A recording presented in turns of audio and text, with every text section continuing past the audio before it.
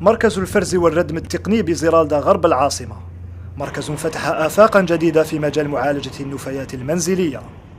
في بداية شهر أوت الجاري شرع المركز في استقبال الشاحنات الوافدة من بلديات العاصمة، وحاليا يستقبل 13 شاحنة يوميا.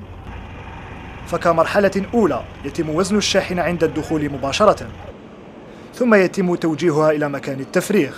هي مرحلة لا تستغرق إلا بضع دقائق. أنا كي يكون عندي 10 بواجات وما نحبش نجي ديريكت نفرغ نعاود نولي نخدم.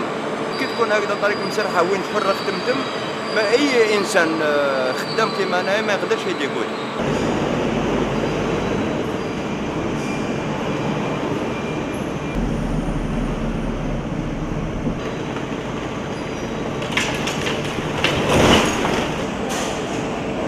ويتكفل كل عامل بفرز صنف من النفايات. كاين خدامين يخدموا بيان ومنظمين احسن تنظيم، كيما نقول لك كل واحد واش يخدم. كيما انا راني كندير الساشي والقراء. يوضع كل صنف في عربات خاصة تنقل إلى خارج محطة الفرز لتباع كمواد صالحة للتصنيع.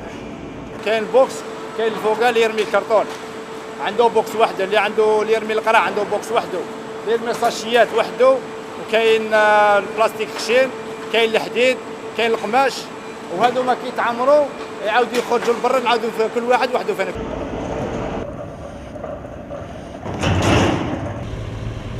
أما المواد التي لا يمكن استرجاعها فيتم دفنها في مساحات شاسعة تابعة لهذا المركز، لكن هذا لا يعني أنها غير صالحة للاستعمال مرة أخرى.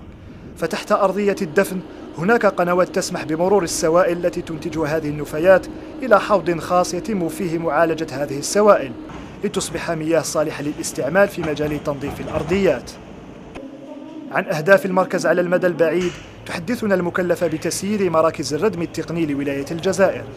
احنا المركز تدرس بطريقة اللي تحافظ على المقاييس النظافة وحماية البيئة. في المستقبل إن شاء الله نقوموا بيكون عندنا مصنع جيسيتا، يكون عندها مصنع لها هي اللي تقوم بتحويل المواد، يعني الريسيكلاج. حيكون هناك سلاسل من تفريغ، فرز، استرجاع وبيع، وتعطي البرودوي المادة تعطي لها القيمة والحياة الثانية. مركز الردم والفرز التقني بغرب العاصمة هو آلية جديدة تربط البعد الإيكولوجي بالمنطق الاقتصادي في استغلال النفايات، فسلامة البيئة أساس صحة المواطن.